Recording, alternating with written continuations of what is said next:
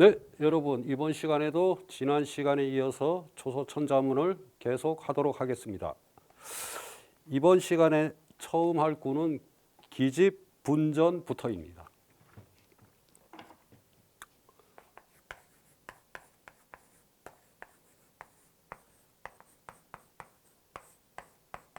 기집분전.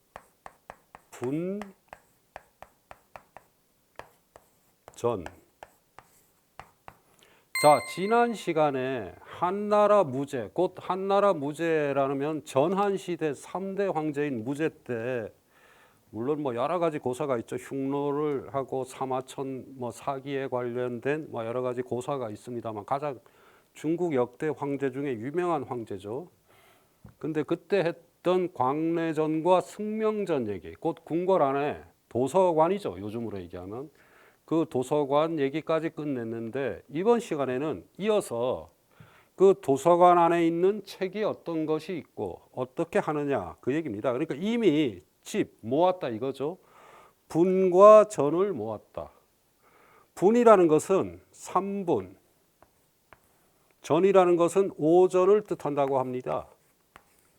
3분이라는 것은 옛날에 삼황오제, 그리고 삼황이 지은 것이 3분이고 오제가 지은 것이 오전이라고 합니다. 곧 한나라 무제 이전에 중국에 쭉 내려왔던 역대의 서적을 다 모았다는 거죠.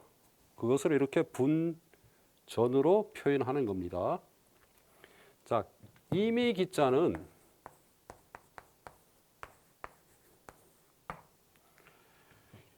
초서로 이렇게 씁니다. 요거는 지금 오른쪽에 있는 이 글자를 중심으로 그냥 이렇게 하도 많이 쓰니까 줄여서 이미기자가 얼마나 많이 나오겠습니까? 중국에서. 그러니까 이렇게 간단하게 이미기자. 그러니까 이건 원글자와는 전혀 관계가 없죠. 만든 글자입니다. 이미기자는. 이 만든 글자는 늘 말씀드리지만 50자가 채 되지 않습니다. 그러니까 외워두시면 되고요. 자, 이 집자가 재미있습니다. 집자를 한번 보시면은 초서로 먼저 써드립니다.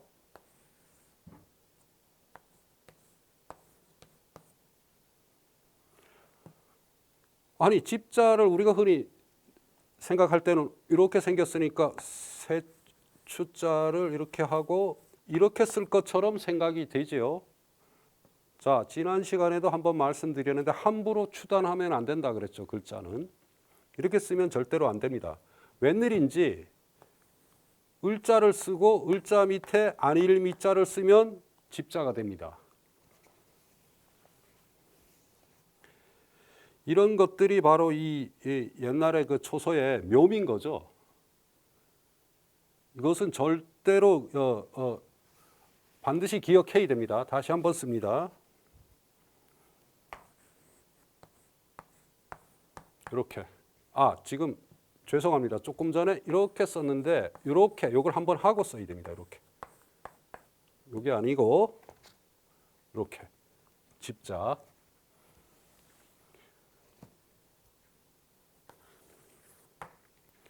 그 다음에 분자. 무덤 분자인데 원래 이렇게 돼 있고 이렇게 돼 있고 이렇게 돼 있죠. 그래서 흑토자에서 이렇게 가서 요 복잡한 것을 이렇게까지 이렇게 하는 획이 많아요. 이렇게 예를 들어서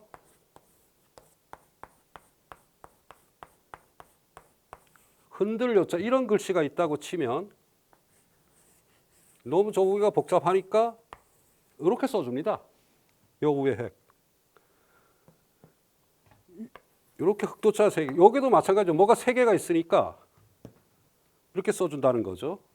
그 다음에 요 밑에는 또 이것은 그대로 다 써줘요.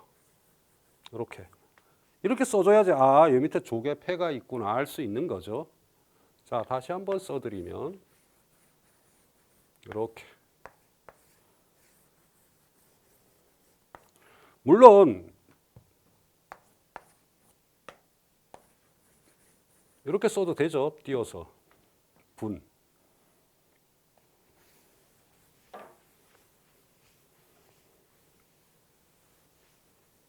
전.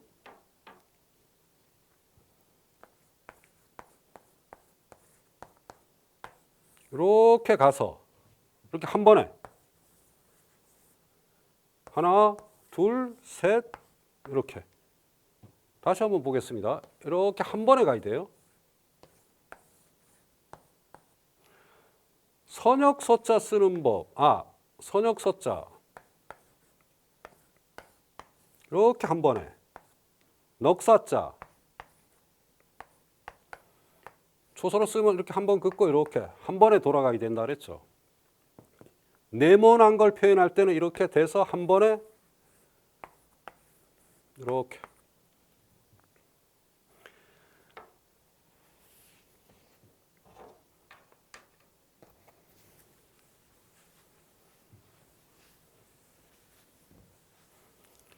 그래서 이것을 한 번에 써보면은 기,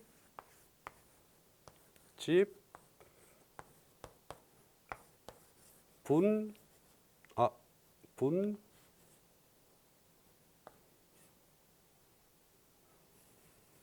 전 이렇게 되는 거죠. 기집, 분전. 이 분전이란 말. 이 당시에 뭐 사망이라는 것은 천황, 지황, 인황. 그다음에 뭐 여기 뭐 소호, 전욱, 뭐 그다음에 문왕, 무왕, 뭐 우임금 뭐 이런 식으로 오제도 여러 가지 학설이 있습니다. 그 뭐 정해진 바가 없는데 어쨌든 옛날 전적을 다 모았다. 옛날에 이제 그 춘추 전국 시대에는 굉장히 많은 그 학설들이 있고 각 학파마다 주장이 달랐죠. 그런데 이제 사마천이라는 사람이 한나라 무제 때 역사서를 쓰면서 지금 우리가 정통적으로 알고 있는 사망오제라는 것은 사실 사마천의 학설입니다. 사마천이 옛날서부터 한무제 때까지의 역사를 기술하려고 하다 보니까 뭔가 실마리를 잡아야 되죠. 그러니까 그렇게 쓴 겁니다.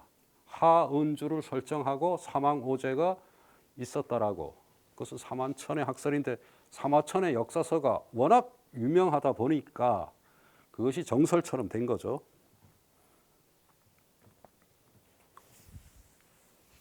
역취군형 그 다음에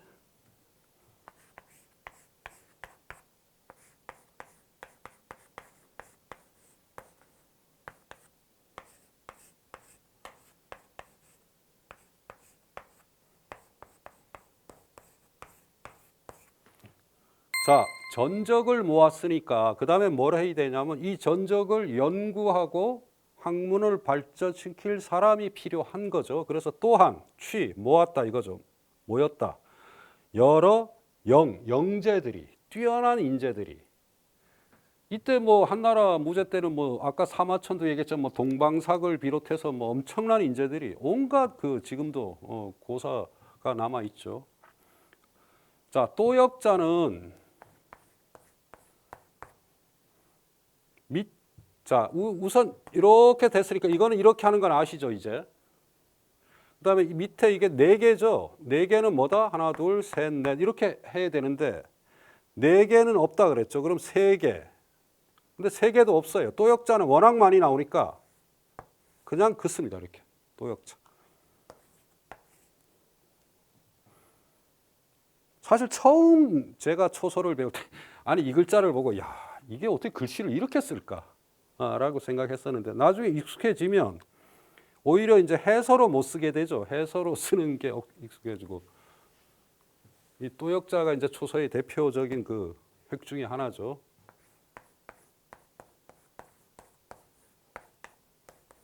모을 취자 역취구정. 자, 이 글씨도 굉장히 특이합니다. 우선은 여기까지 쓰고 여기서 내려와서 이렇게 써야 됩니다. 그러니까 원래의 글씨가 여기 굉장히 복잡하니까 그러면 이것은 무슨 얘기냐 하면은 요것과 요것이 동형이죠. 그러니까 우회를 대충 살려주고 이렇게 밑에를 그대로 해주는 거죠. 다시 한번 쓰면은 우회를 대충 살려주고 이렇게 쓰는 겁니다. 역취. 그러니까 원래의 글씨랑 전혀 관계가 없죠. 왜냐하면 이 취자 자체의 초서가 원래는 이렇게 써야 되니까, 그죠? 그럼 이렇게 쓰고서 이렇게 내려와서 이렇게 해서 이렇게 쓸 것 같지만 그렇지 않다는 겁니다. 이렇게 자기가 초서를 할 때 반드시 이런 천자문이 중요한 건 뭐냐 하면 천자문은 천자가 다 달라요. 이 천자가 다르기 때문에 웬만한 글씨가 이 안에 다 들어있는 거죠. 그래서 이렇게 써놓고 자기가 초서를 썼다 이렇게 되면 안 된다는 겁니다. 반드시 이 옛날 사람들이 쓴 필법을 이런 가끔 이렇게 해서와 다른 경우가 생겨요. 역취. 그러니까 이런 글씨들이 가끔 나온다는 거죠. 군.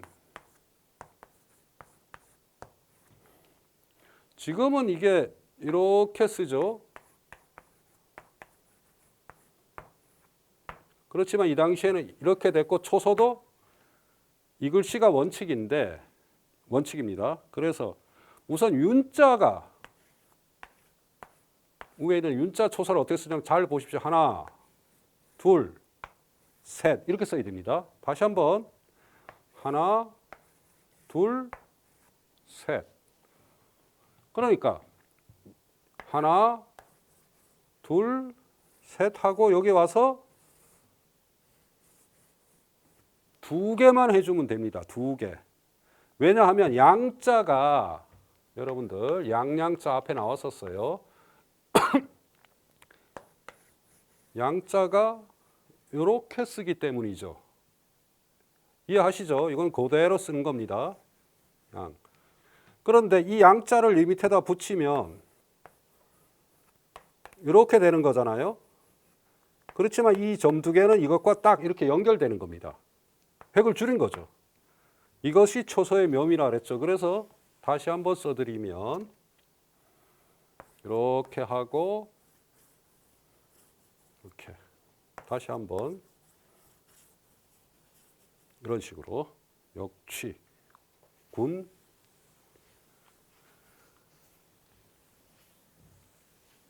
그 다음에 꽃뿌리 영자.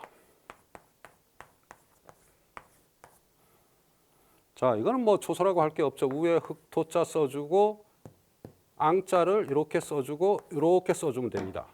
그래서 역취군역. 이해하셨죠? 이 앙자. 이렇게 돼 있잖아요. 이게 있으니까 그냥 이렇게 점 하나씩 해서 역취군역. 한나라 때 이 궁전 안에 들어가서 이 책을 봤던 사람들의 심정이 솔직히 알고 싶은데 기록이 없죠. 궁금합니다. 자, 초서를 한번 써드리면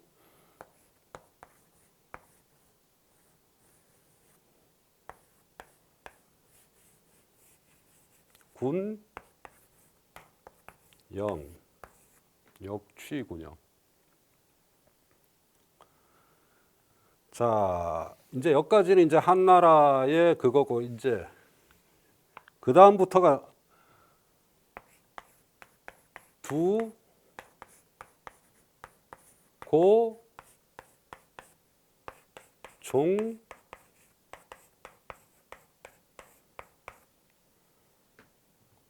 예.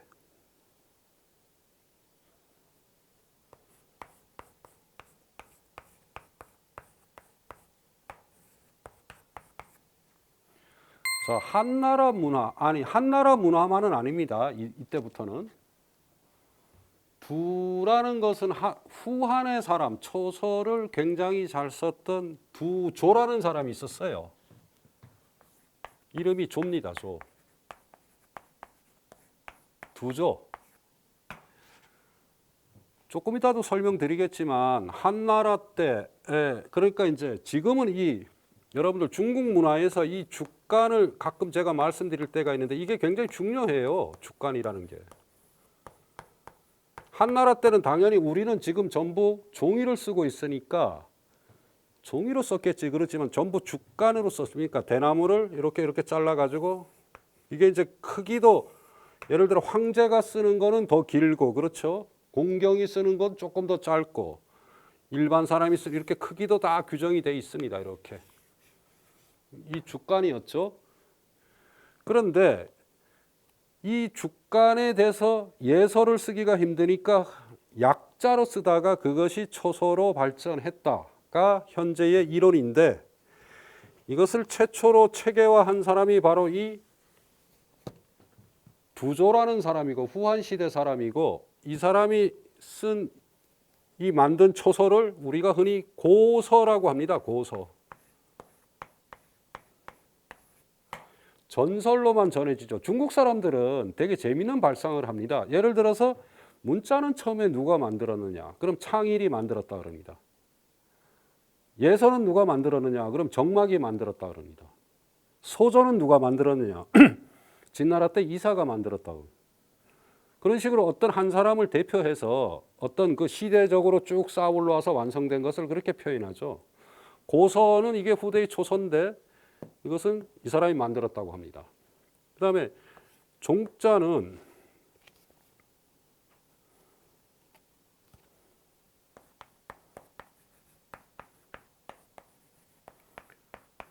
종료라는 사람이 있어요. 이 사람은 한나라 사람이 아니고 위진남북조 시대, 중국으로 치면 위진남북조 시대 위나라의 재상이었어요. 위진남북조 시대 위나라의 재상. 이 사람은 예서를 잘 썼다고 합니다. 그러니까 두조의 고서와 종료의 예서 이런 뜻입니다. 두조의 고서와 종료의 예서. 이 당시에 이제 서체의 흐름이죠. 서체의 흐름인데 되게 재미있는 것은 이 두조라는 사람은 나중에 위나라 바로 뒤에 이 종료의 시대 위나라에 들어가면 위나라의 처음에 조비의 아버지가 바로 조조죠. 그 유명한. 그 나중에 조조가 이름이 이조자거든요. 그래서 이 사람 이름이 어떻게 바뀌냐면 피희를 해서 두도라고 흔히 역사서에 나와요. 이런 거는 나중에 참고로 알아두시고 어쨌든 간에 이제 후한 시대부터 위나라 시대까지의 명필이고 이 종료가 위대한 것은 바로 이 종료의 필법이 어디로 전달되냐 하면은 왕희지로 전달된다고 중국의 서예사를 하는 사람들이 늘 얘기를 해요. 왕희지가 그럼 어디서 그러니까 전설입니다. 이것은 여러분들 스토리텔링이죠. 원래 왕희지는 처음에 위 부인이라는 사람, 그러니까 위시성을 가진 귀족의 부인한테서 서법을 배웠는데 그 글씨가 너무 여성스러워서 싫어했는데 어느 날 가다가 종료가 쓴 비석을 보고 거기서 깨달음을 얻어 자기 나름의 글씨를 발견했다. 그래서 왕희지 글씨를 뭐 이렇게 하는데 왜냐하면 그 사람은 뭐 중국의 서성이고 후대에 너무 추앙을 받으니까 온갖 전설이 다 나오는 거죠.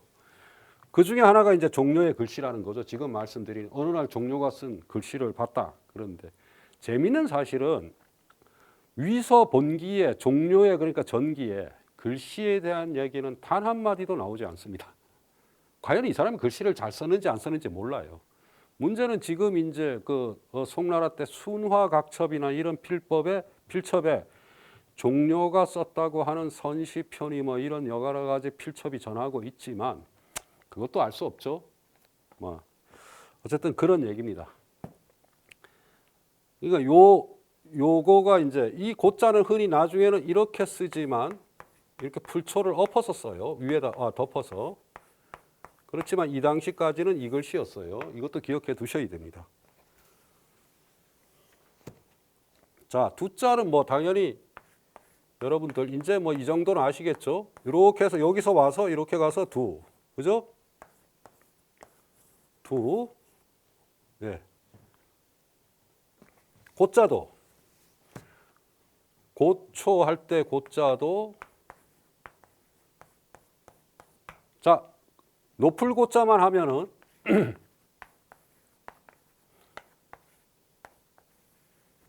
이거를 이어 쓰면 된다. 제가 왜 이렇게 자꾸 분석을 해서 설명을 하냐면 이걸 빨리 쓰면은 초소가 되기 때문입니다. 이렇게 높을 고자 다시 한번 씁니다. 이걸 빨리 쓴 거죠. 지금 여기서부터 이렇게. 그러니까 이렇게 분석하는 방법이 필요해요. 초서를 처음 배울 때는. 저는 처음에 배울 때 너무 이게 획이 도대체 어떻게 되는지를 모르겠으니까 하나 이렇게 분석을 해서 어떤 면에서 머리가 좀 안 돌아간다고 해야 되나요?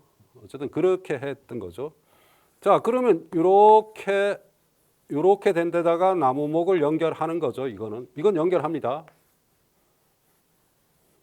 곧자 이렇게 씁니다. 그냥 간단하죠?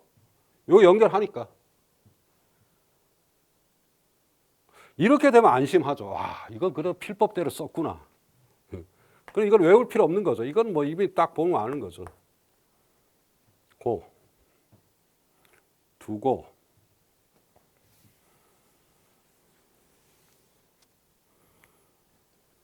고자는 또 이렇게 해서 이렇게 나무목을 다 써줍니다. 또 어떤 때는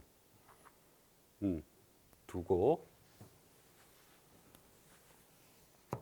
종. 옛날 사람들 성이 참 특이한 사람들 많죠. 쇠금변 홀로 쓰면 이렇게 씁니다. 오로지 전시할 때 전 이렇게 씁니다. 무슨 얘기인지 아시겠죠? 요자. 쇠금변은 양쪽에 전만 찍으면 돼요. 그렇지만 쇠금변이 이렇게 왼쪽에 쇠금이 붙어 있을 때는 전자처럼 써서 이렇게 타고 가야 됩니다. 타고 가서 종자를 쓰면 되죠. 종자 초서야 뭐 그대로. 이 글씨는 지금 이거랑 비슷하죠. 그렇지만 뭐 이게 지금 이렇게 가서 그냥 이렇게 가서 이렇게 가는 거죠. 그래서 다시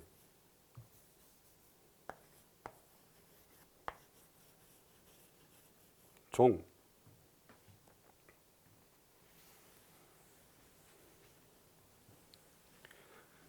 두고 종예. 예서가 이 참 오늘은 이상하게 복잡한 글자가 많이 나오는데요.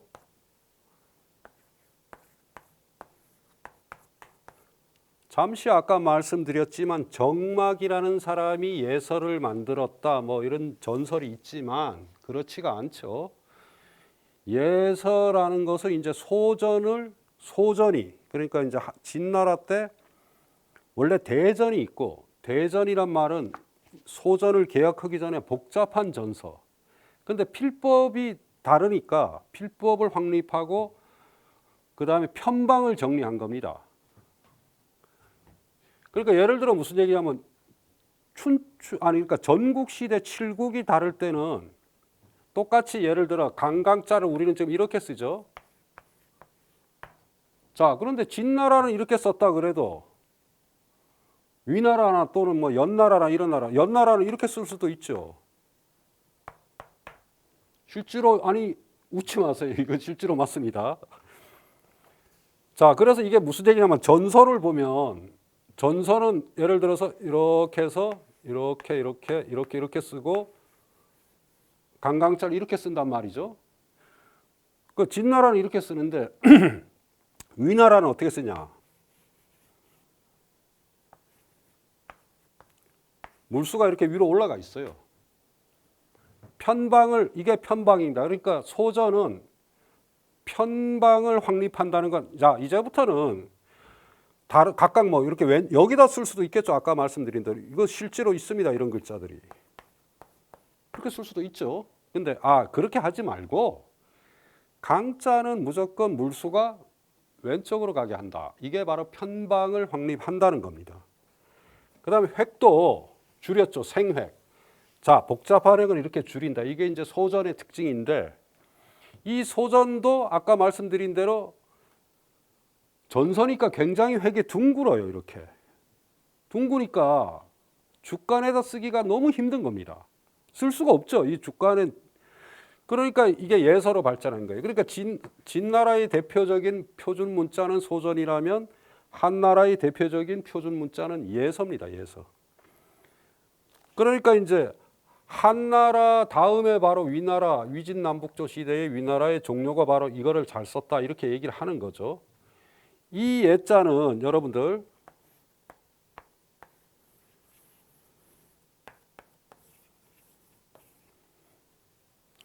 자, 이해가 안 되는 특이한 필법을 쓰는데 자, 다시 한번 봅니다. 이렇게 점을 찍고 여기서 이렇게 와서 이렇게 일단 한번 감아주고 밑에 쌀미자를 써줘요. 이렇게. 이게 예자입니다. 그래서 이게 무슨 얘기냐 하고 봤더니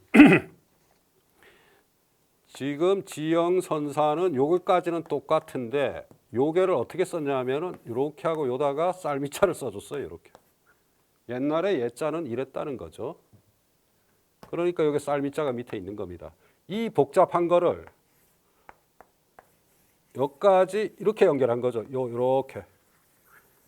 그리고는 쌀미자를 밑에다가 이렇게 써준 겁니다. 이건 외우셔야 됩니다. 저도 처음에 이게 뭐 도대체 이해가 안 됐었는데 이거는 뭐 달리 어떻게 할 방법이 없어요. 이런 글씨들은. 다시 한번 써드리면 예. 그래서 전체를 한번 다시 써보겠습니다. 두고 종례, 두, 고, 종, 예,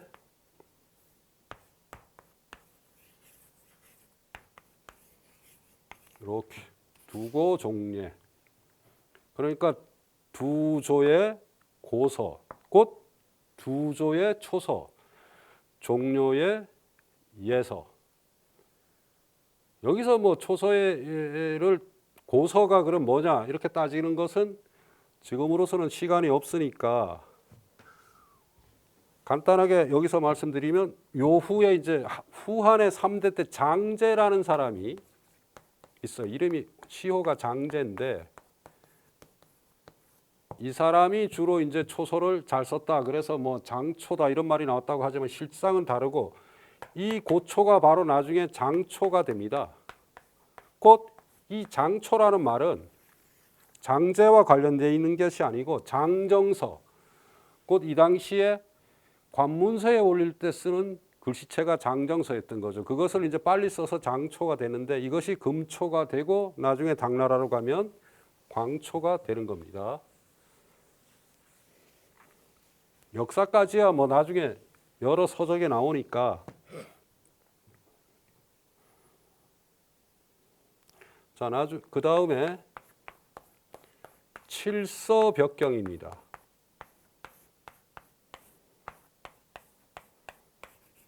칠서벽경.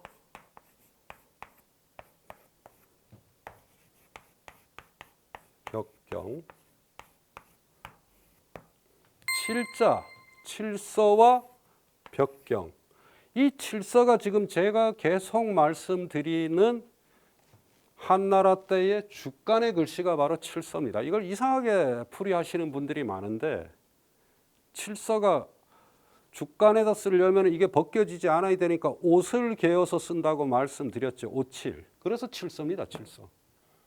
이 천자문을 해석하시는 분들이 가끔 그 중국 서예사를 잘 모르시니까 이상하게 번역하시는 분들이 많은데 한나라 주간이고 벽경. 벽에서 나온 거죠. 전한 때 노나라에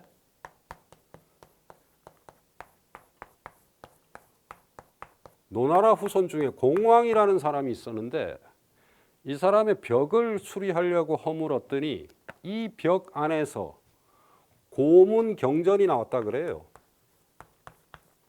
고문경전. 이거를 흔히 우리가 벽경이라고 합니다.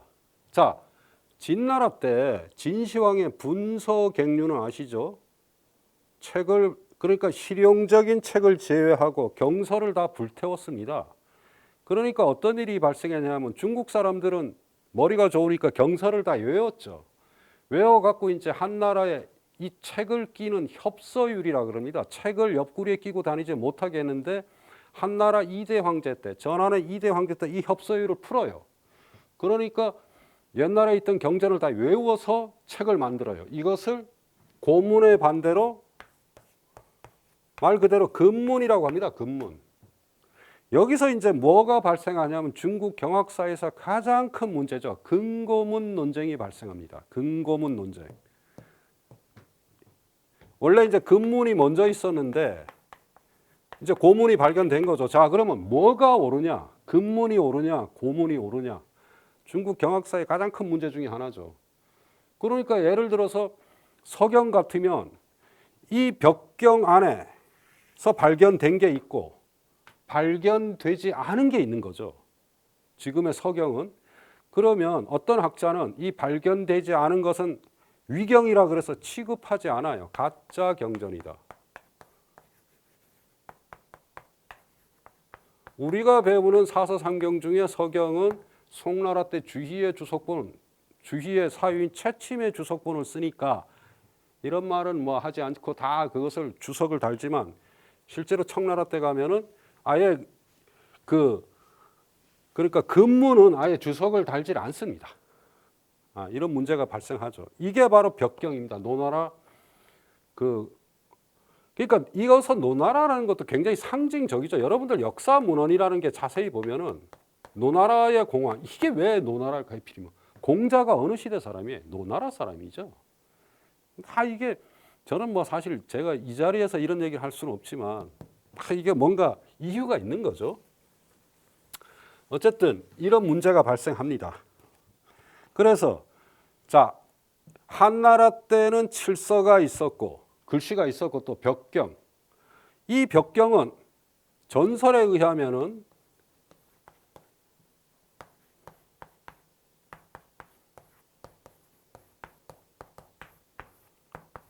과두문으로 쓰였다.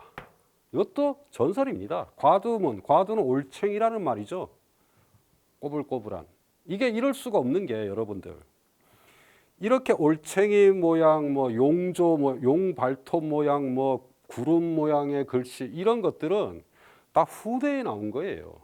이게 이 과두문이 공자가 살았던 시대에 나올 수가 없어요. 실제로 역사를 저도 이 서예사를 공부해 보면 뭐 이런 것들은 다 전설이다. 자, 여기서 7자. 이 자도 지금 굉장히 복잡한데 이것도 어떻게 쓰냐 하면은 여러분들 잘 보세요. 아주 간단하게 이렇게 씁니다. 자, 다시 한번 씁니다. 물숫자는 빼고 여기서 하나 한번 감아서 이렇게 하고 두 번을 그냥 감아버려요. 복잡하니까. 다시 한번요. 이렇게 하고서 그냥 이렇게 씁니다. 7. 이것도 외워야죠. 자꾸 외우라 그러니까 아니 그럼 뭘 도대체 뭐 어디까지를 외워야 되냐 이런 사람이 있는데 사실은 뭐 외울 필요 없습니다. 그냥 한 몇 번 써보면 아는 거죠. 글서자 워낙 많이 쓰니까 이렇게 쓰고 빨리 쓰면 뭐 이렇게도 쓰고 이렇게도 쓰고 뭐 이거는 뭐 당연히 외워야죠. 워낙 많이 쓰니까 그냥 이렇게 간략하게 글서자.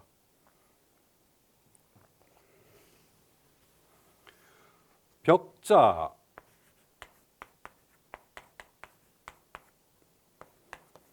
자, 벽자 위에는 이렇게 타고 가서 저렇게 생긴 건 다 이렇게 씁니다.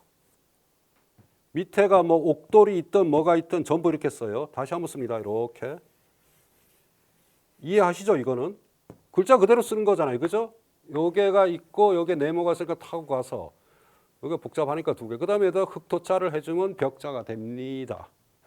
다시 한번 씁니다. 이렇게 타고 가서 두 번 감아주고 흑토자. 예. 경자.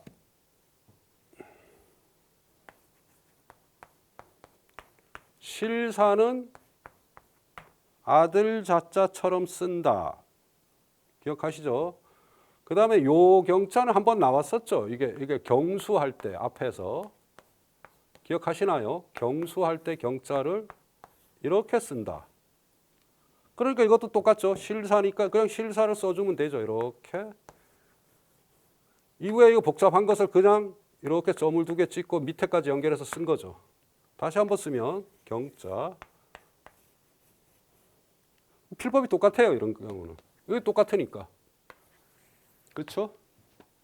그러니까 이런 것은 응용입니다. 그러니까 이렇게 응용을 해도 되는 게 있고 안 되는 걸 제가 중점적으로 말씀드리는 거죠. 무조건 이렇게 응용하면 안 됩니다. 어떤 거는 진짜 이상하게 쓰니까. 그래서 처음서부터 7자부터 써보시면 7, 서, 벽, 경 이렇게 쓴다는 거죠. 칠서벽경. 칠서벽경. 그 다음에 불화장상. 자, 이런 예술적인 게 있는데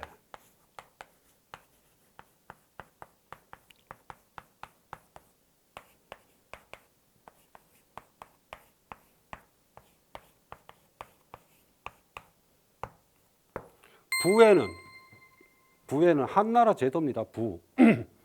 부에는 라라는 말은 쭉 늘어서 있다. 말 그대로 나열할 때 우리가 이 말을 쓰죠. 누가? 장수와 재상상자죠. 재상들이.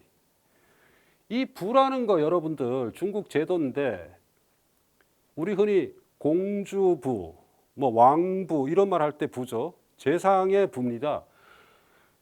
이게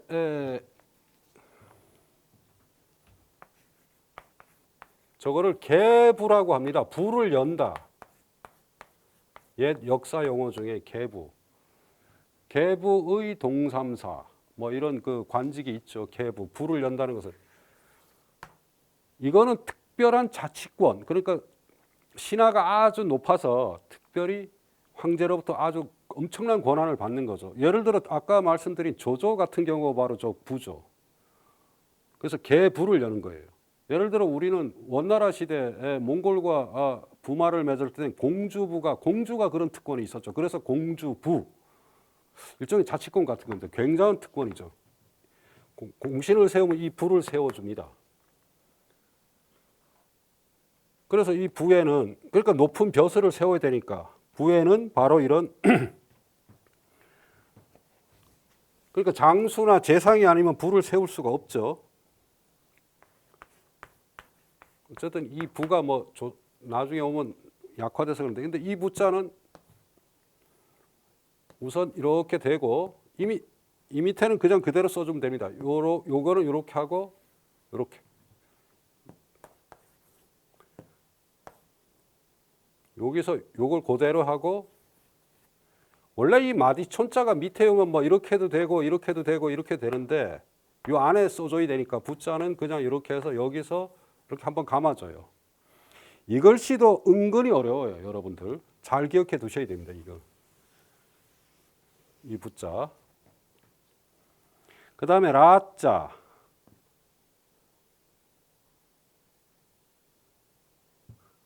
이렇게 생겼는데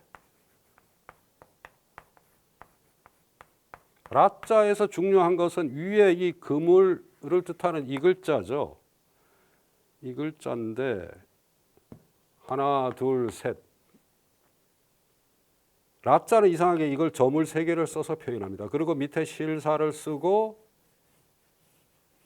셋주자를 이렇게 그어서 이런 식으로 표현합니다. 자, 다시 한번 할게요. 라자 이렇게 원래 이 글자가 왜 그러냐면 옛날에는 이렇게 생겼던 글자죠. 이거 복잡하니까 이 복잡한 거를 그냥 이렇게 해주고 이렇게 해주는 겁니다. 부라. 장.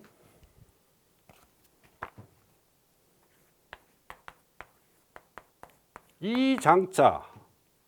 장수 장자지만 장차 할 때 워낙 초소에 많이 쓰이니까 아주 간단하게 이렇게 하고 여기서 타고 가서 이렇게 이걸 외워야죠. 이거 다 생략하고 이렇게 타고 가서 장.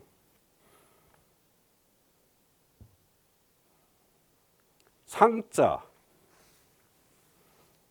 서로 상자. 자, 네모를, 여러분들 네모를 지금까지 계속 제가 네모를 얘기했죠.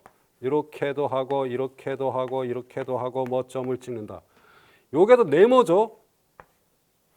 그러니까 이게 원래는 이렇게 해서 이렇게 쓸 것 같지만 워낙 많이 쓰이니까 이 네모를 이렇게 보고 여기서 가는 거를 간단하게 해서 상자도 아주 간략하게 이렇게 쓴다는 겁니다. 이걸 기억하셔야 됩니다. 네모를 다시 한번 써드리면 상자는 반드시 이렇게 써야 돼요. 원리는 이해하시죠? 이렇게 해서 원래 이렇게 가야 되지만 뭐 이렇게 갈 수도 있죠. 상, 불화장상.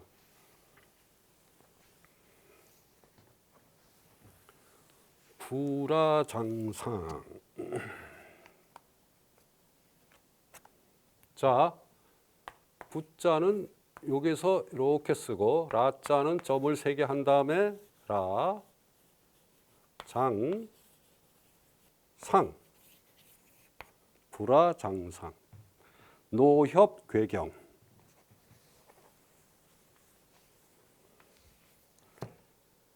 그 다음에 이제 자, 이런 사람들은 어떤 사람들이냐?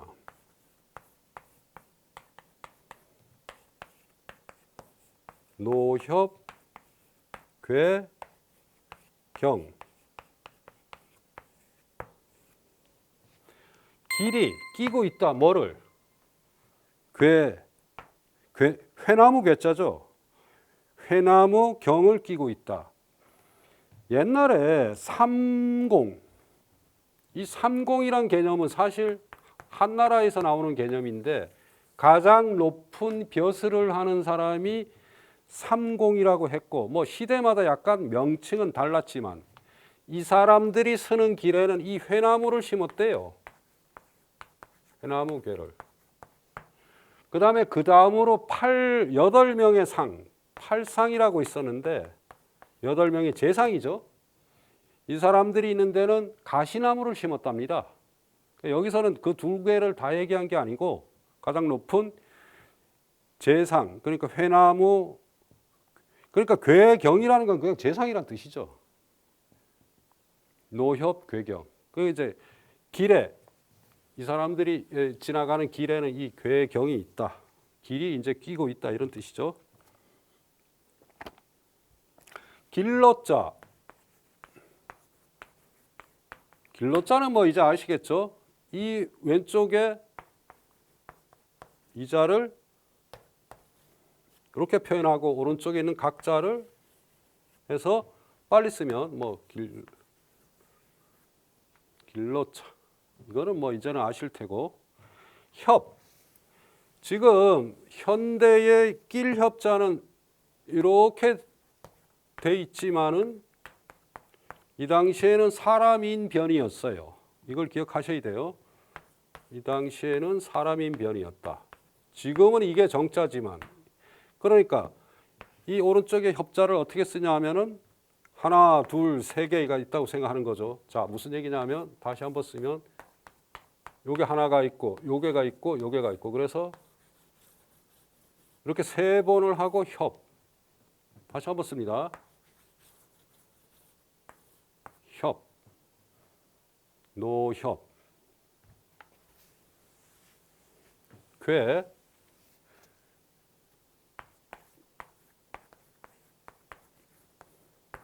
귀신 귀자만 알면 되죠. 귀신 귀자가 단독으로 쓰이면 당연히 이렇게 쓰겠죠. 그러니까 이었으면 이렇게 쓰겠죠. 당연하죠. 요거는 이제 처음에 시작하니까 이거는 사실 여러분들 볼견자 한번 예를 들어 볼게요. 이렇게 쓰면 이게 폼이 나나요? 붓이 처음부터 이렇게 제가 이렇게 잡고 이렇게 쓰죠. 이렇게 처음에 이게 단독으로 쓰일 때 이건 무슨 얘기냐면 붓이 한번 이렇게 딱 멈춘다는 거예요. 이렇게 돼야 되잖아요. 어디 실제로 필획도 이렇게 써야 됩니다. 그러니까 이거 괴자도 마찬가지인 거죠. 여기 지금 연결형이니까 이렇게 되지만 단독으로 쓸 때 이렇게 한번 딱 멈췄다가 이렇게 쓴다는 거죠. 괴자, 귀자, 귀신 귀자. 이것도 마찬가지죠. 견자도 그냥 쓰는 게 아니라 이렇게 한번 딱 했다가 이렇게 쓴다는 거죠. 예, 이걸 기억하시면 돼요. 근데 이제 연결형이면 이렇게 될 수밖에 없죠. 이렇게 연결이 돼야죠. 아니, 붓이 이렇게 갔다가 여기서 다시 이렇게 쓰지는 않는다. 이렇게 쓰면 틀렸느냐 맞았느냐 저한테 묻는 사람이 있어요. 틀렸습니다. 이건 초서의 원리에 어긋나요. 붓이 한 번 더 오면 안 됩니다. 제가 만일 초서 시험을 봤는데 이렇게 썼다 그럼 당연히 감점입니다. 왜냐하면 이해를 못하고 쓰는 거죠.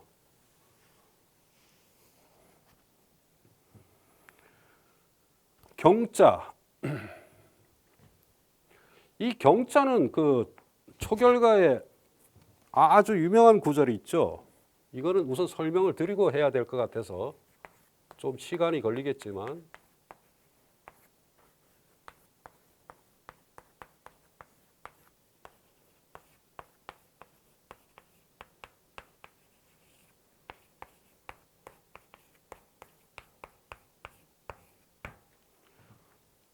이거는 향자와 경자는 입구자를 따라 얻어진다. 이런 구절이 있습니다. 얻는다. 그러니까 이제 향자와 경자가 비슷하죠. 이게 향자고, 자 보세요. 이게 경자인데 비슷하죠. 뭐 자 앞에 요게 약간씩 다르죠. 자 입구자는 제가 어떻게 한다? 이렇게 쓴다가 있다 그랬죠. 자, 그래서 경자가 입구자는 그냥 이렇게 단독으로 쓰면 이렇게 짧게 써요. 근데 경자는 약간 길게. 신기하죠. 그냥 이게 왜 이러느냐 저한테 묻지 마시고 왕희지한테 물으셔야 됩니다. 그런데 향자는 약간 더 복잡하죠. 그러니까 앞에 점을 하나 찍고 이거는 뭐 제가 어떻게 할 수가 없죠. 그래서 이런 구절이 나옵니다. 향자와 경자는 입구자를 따라 얻는다라는 말이 이 말입니다. 입구자처럼 생겼죠. 향자, 경자는 입구자를. 여기도 보시면 참 이쁘게도 썼네요. 그죠? 지형서서 이렇게 썼죠. 향. 맞죠? 초결가라는 것은 그러면 제가 가끔 언급하는 초결가라는 것은 언제 생겼느냐?